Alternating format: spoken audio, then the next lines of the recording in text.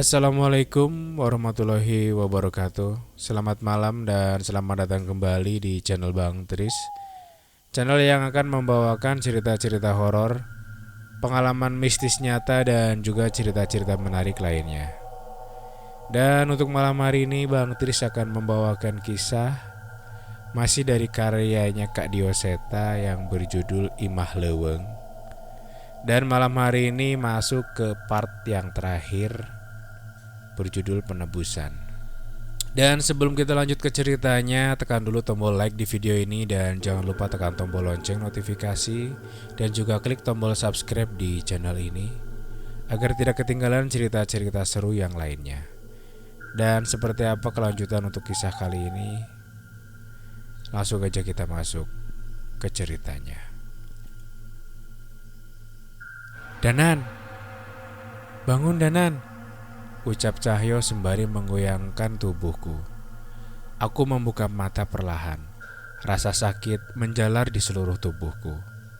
Aku memastikan wujudku yang saat ini tak lagi bersatu dengan Sukma Eyang Widarpa. Di mana kita, Cahyo? Tanya aku pada Cahyo yang masih memastikan kondisiku. Sepertinya kita kembali ke Imah Leweng, ucapnya. Nampaknya kami berhasil selamat dari kejaran Brakaraswana.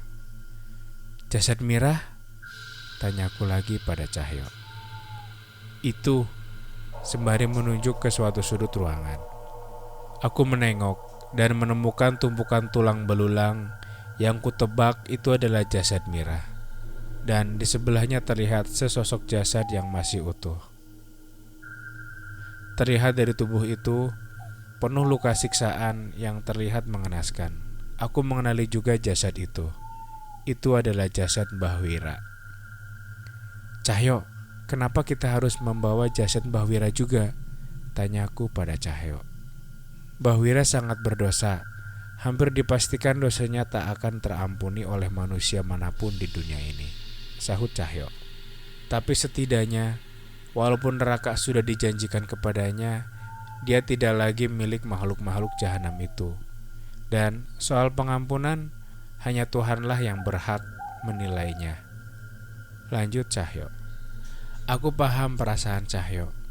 Seolah dia tak sudi membiarkan Brakaraswana mendapat sedikit saja kemenangan terhadap manusia. Sudah bisa bergerak? Tanya Cahyo. Aku mengangguk dan mencoba untuk berdiri. Seluruh tenagaku sudah habis. Begitu juga dengan Cahyo. Semoga dengan ini semuanya sudah selesai. Ayo, kita selesaikan tugas terakhir kita, ucap Cahyo. Aku mengerti dengan apa yang dimaksud dengan Cahyo, yaitu menguburkan dengan layak jasad dari Mirah, sang tumbal pertama sekaligus syarat Brakaraswana bisa terhubung dengan dunia ini. Kami mengumpulkan tulang-tulang Mirah satu persatu dan keluar dari ruangan tempat di mana Mirah ditumbalkan.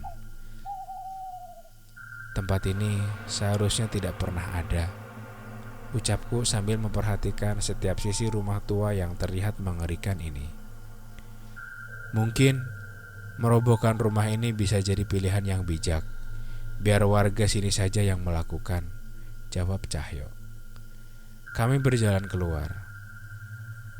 Terlihat dari luar rumah, cahaya bulan bersinar menyinari hutan yang dipenuhi dengan pohon jati. Cukup melegakan. Tempat yang sebelumnya dipenuhi makhluk halus kini terlihat sepi. Hanya serangga malam yang terdengar dari tempat ini. Entah mengapa hal ini menjadi terasa cukup aneh. Sepanjang perjalanan ke desa kami tidak banyak ngobrol. Sepertinya tenaga kami sudah habis di pertarungan tadi. Hingga akhirnya kami sampai di penghujung hutan jati. Dan pemukiman desa sudah terlihat dari sini. Cahyo, kita kuburkan di sini saja, ucapku pada Cahyo. Cahyo mengerti dan segera meletakkan tulang Mirah. Dan kami mulai menggali dengan tangan kosong. Mau bagaimana lagi, kami tidak mungkin melibatkan warga desa mengenai cerita tentang Mirah ini. Namun, aku merasa cukup aneh. Sudah cukup lama waktu berlalu, tapi sama sekali tidak ada tanda-tanda subuh akan datang. Semua ini terasa begitu lama. Lubang yang cukup dangkal mulai terbuat. Kami bersiap meletakkan jasad Mira di lubang itu. Namun, ada sedikit rasa tidak nyaman dengan keadaan ini. Hentikan! Belum sempat meletakkan jasad Mira, terdengar suara menggelegar memecah keheningan di tempat ini. Sebuah benda dari langit terlihat meluncur jatuh ke tanah dan menciptakan sebuah ledakan. Itu mata tombak Pakusuara, ucap Cahyo padaku. Sebelum sempat menjawab, hal yang sama sekali tak kusangka terjadi. Seperti sebuah kaca yang pecah, tempat kami berada berubah menjadi sebuah hutan jati yang dipenuhi dengan ratusan makhluk halus. Hujan turun dengan deras, membasahi tanah yang ada di sini. Cahyo, ini tidak mungkin, keluhku pada Cahyo. Sial, kita dikelabuhi. Terlambat sedikit saja, jasad Mira akan kembali ke tangan Brakaraswana, ucap Cahyo dengan kesal. Wanasura, teriak Cahyo memanggil roh pelindung andalannya. Namun, tak ada satupun yang terjadi. Sepertinya ini juga bukan lagi di alam gaib. Aku terduduk lemas. Makhluk ini bukan lawan yang kuat bila kami berada dalam kondisi biasa. Namun saat ini, tak ada satupun dari kami yang bisa menanganinya. Cahyo terlihat tetap membacakan doa-doa dan ayat pelindung diri. Terlihat dia belum mau menyerah dengan keadaan ini. Namun itu tidak banyak membantu. Sekumpulan makhluk kerdil dengan wajah yang mengerikan mulai mengerubungi Cahyo. Cahyo, lari! Teriakku sambil berlari menjemput Cahyo. Namun usahaku gagal. Sesosok tangan dari dalam tanah menggenggam kakiku. Aku berusaha melepas, namun tangan-tangan dari mayat hidup itu tetap bermunculan dan berusaha untuk menarikku ke dalam tanah. Jangan menyerah, Danan. Makhluk jahanam itu tak lagi bisa berurusan dengan dunia ini. Aku tidak sudi dikalahkan sama setan remeh ini, ucap Cahyo. Namun hal yang terjadi adalah sebaliknya. Sebuah gigitan makhluk kerdil menyerang wajah Cahyo. Cakaran demi cakaran menyusul merobohkan tubuhnya. Aku meronta berusaha melepaskan diri. Terlihat puluhan mayat hidup itu telah keluar dari dalam tanah, memamerkan wajah busuk mereka di depan wajahku. Apakah ini akhirnya? Ucapku dengan putus asa. Jelma anu geus indit ulah balik, anu geus tenang ulah ngaganggu, anu tetenang tanpa pamales kanyeri. Sebuah mantra yang kukenal terdengar dengan samar. Mata tombak Pakusuara kembali bersinar dan menyerang makhluk yang mengerumuniku dan Cahyo. Kami berusaha berdiri dan mencari asal suara itu. Danan, itu? Tanya Cahyo. Sesosok pria tua berjalan mendekat dari kejauhan. Pakusuara? Apa itu benar Pakusuara?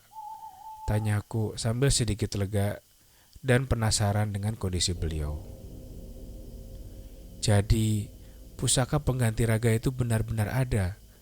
Tanya Cahyo yang juga sedikit lega. Pusaka mata tombak terbang setinggi-tingginya ke atas dan jatuh kembali ke tanah. Berbeda dari sebelumnya, semua makhluk halus yang menginjak tanah terbakar dengan serangan itu. Kami berusaha berdiri dan mencoba mendekati Pakusuara. Tunggu, kami berhenti sejenak. Orang itu sama sekali tidak mirip dengan Pakusuara. Yang terlihat adalah seorang pria tua dengan janggut putih panjang dan baju hitam yang terlihat lusuh. Itu Mbah Wira. Aku merasa heran. Kalau yang menggunakan pusaka ini Mbah Wira, bagaimana dengan Pakusuara? Mbah Wira, jelaskan semua ini, teriakku padanya. Mbah Wira menghela napas. Semua serangan-serangan yang mengarah kepada kami dihalau oleh mata tombak Pakusuara. Tak ada lagi makhluk halus yang bisa mendekati kami. Mbah Wira mendekat, seolah bersiap untuk menjelaskan. Sebelum Brakaraswana menghabisi Kuswara membacakan mantra dan mengarahkan mata tombak ini kepada jasadku yang kalian bawa. Cerita Mbah Wira. Selesaikan semuanya. Itu ucapan terakhir Kuswara yang terdengar dari mata tombak ini. Dan setelah kalian membawa jasadku ke alam ini, sukmaku yang terjebak di tubuh pemberian Brakaraswana kembali ke tubuh ini. Dan sepertinya kekuatan dari Kuswara memulihkan tubuhku. Lanjutnya, aku dan Cahyo setengah tidak mempercayai hal ini. Pak Kuswara, bagaimana dengan Pak Kuswara? Tanyaku pada Mbah Wira. Dia menghela nafas dan menggelengkan kepalanya. Tidak mungkin ada yang bisa selamat dari serangan sebrutal itu, ucap Mbah Wira. Seluruh tubuhku mulai bergetar mendengar jawaban Mbah Wira. Tapi pusaka pengganti raga? Tanyaku. Tak ada lagi pusaka seperti itu. Kalaupun ada, kamu pun tahu sendiri cara menggunakannya, jawab Mbah Wira. Aku mengingat ke belakang. Kujang pusaka pengganti raga harus dibawa oleh pemiliknya, bukan diserahkan kepada orang lain. Lalu, yang diserahkan kepada anak kecil bernama Gio itu apa? Tidak mungkin Pak Kuswara mati. Aku berteriak sekencang-kencangnya. Rasa emosiku meluap mengingat bagaimana cara Pak Kuswara mati. Brakaraswana menyerangnya dengan brutal, menarik lengannya hingga terputus dan melumat kepalanya hingga tak berbentuk. Danan, cukup Danan, cukup, teriak Cahyo sambil menahan air matanya juga. Aku belum pernah bertemu dengan orang sebijak dia, ucapku pada Cahyo. Kalau begitu, kita pastikan kematiannya tidak sia-sia, ucap Cahyo sambil berdiri dan mengikatkan sarungnya. Semua terjadi begitu cepat. Aku dan Cahyo membacakan doa dan ayat untuk melindungi kami dari serangan makhluk gaib dan serangan mata tombak yang diarahkan Mbah Wira menghabisi semua makhluk halus yang berada di hutan ini. Cahaya matahari mulai muncul. Kami membawa jasad Mira keluar hutan dan menguburkannya di pinggir desa. Tak lupa, doa-doa pun kami panjatkan agar Mira bisa tenang untuk pergi ke alam baka. Mbah Wira terlihat masih di pinggir hutan. Terlihat tubuhnya kembali mengeriput dan terlihat lemah. Kami pun menghampiri Mbah Wira. Aku tak bisa lagi bertemu dengan warga desa, ucap Mbah Wira. Kami mengerti kondisi Mbah Wira. Seandainya warga desa mengetahui semua itu akan menyulutkan emosi warga. Dan bila ada yang dendam dengan Mbah Wira, itu akan menimbulkan dosa baru lagi. Lalu, apa rencana Mbah Wira? Tanya Cahyo. Aku akan menghabiskan air hayatku menjaga hutan ini. Seandainya aku bisa mati, biarkan hutan ini menjadi tempat istirahat terakhirku, jawab Mbah Wira. Mbah Wira mengeluarkan mata tombak Pak Kuswara. Terlihat benda itu segera melesat ke langit dan hilang dari pandangan kami. Kekuatan Chandra Mukti sudah melindungi desa ini cukup lama melalui Pak Kuswara. Sepertinya tugasnya sudah selesai, ucap Mbah Wira. Kami doakan yang terbaik untuk Mbah Wira. Semoga Mbah Wira bisa menemukan jalan penebusan atas dosa-dosa Mbah Wira, ucapku sembari meninggalkan hutan jati dan Mbah Wira di sana. Cahaya matahari terlihat begitu terang. Hawa pagi yang sejuk sungguh terasa sangat nyaman. Sebuah kebahagiaan yang disediakan oleh Tuhan yang jarang sekali kita hargai. Kami kembali ke rumah Bu Ranti. Terlihat Kang Asep dan Pak Kepala Desa sudah ada di rumah Bu Ranti.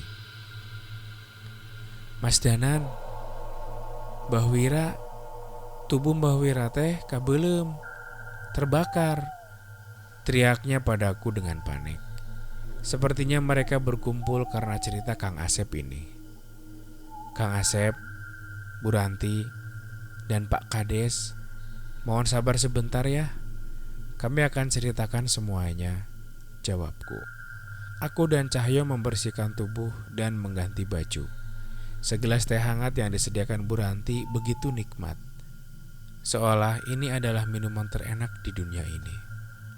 Cukup panjang waktu yang kami habiskan untuk menceritakan kejadian semalam. Pak Kades setengah tidak percaya atas apa yang terjadi. Bu Ranti terlihat sedih mendengar kondisi Pak Kuswara, walau aku tak menceritakan secara detail bagaimana Pak Kuswara meninggal. Kang Asep, tubuh Mbah Wira yang Kang Asep jaga adalah tubuh pemberian Braka Raswana. Maka tidak heran jika tubuh itu terbakar saat makhluk itu kembali ke neraka. Jelas Cahyo. Iya mas, tapi teh sekarang Mbah Wira bagaimana? Tanya Kang Asep.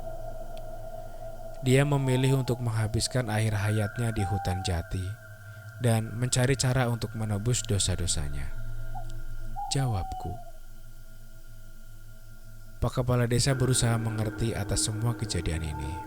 Dia terlihat cukup tenang saat tahu keadaan desa sudah aman dan tidak ada lagi yang akan mati karena makhluk pencari tumbal.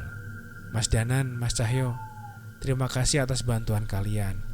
Saya akan mencari cara untuk menjelaskan ini ke warga. Saya izin pamit, ucap Pak Kepala Desa sambil meninggalkan rumah Bu Ranti.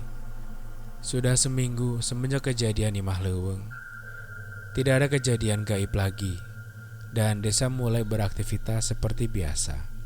Cahyo pun terlihat sudah menyiapkan perlengkapannya dan bersiap kembali ke Klaten. Cahyo, terima kasih atas bantuanmu di sini. Aku berhutang budi lagi, ucapku pada Cahyo. Kamu itu ngomong apa? Jangan sekali-kali kamu menahan diri apabila butuh pertolongan. Aku bakal marah kalau itu terjadi, ancam Cahyo. Aku tersenyum. Sebuah anugerah yang sangat luar biasa bisa kenal dan memiliki sahabat seperti Cahyo. Danan, kalau sudah selesai dengan urusanmu di sini, segeralah kembali ke Jogja. Ingat, kita masih ada urusan yang harus kita selesaikan di sana, ucapnya dengan nada serius.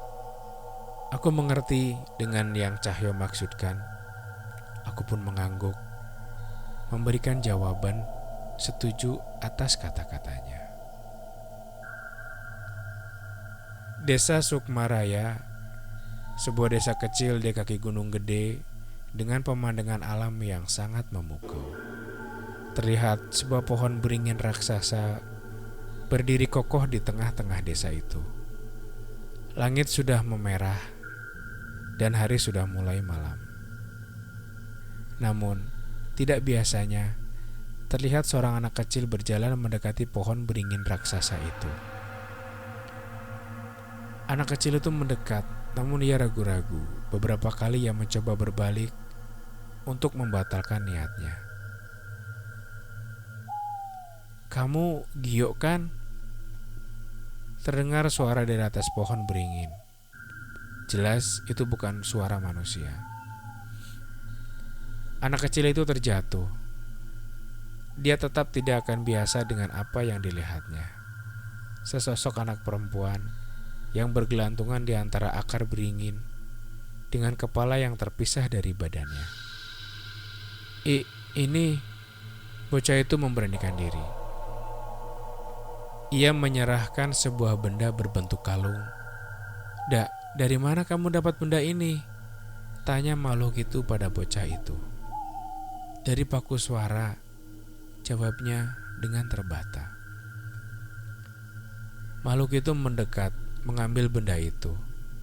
Seketika wujud makhluk itu bersinar, dan ketika sinar itu hilang, wujudnya kembali menjadi anak kecil yang terlihat polos.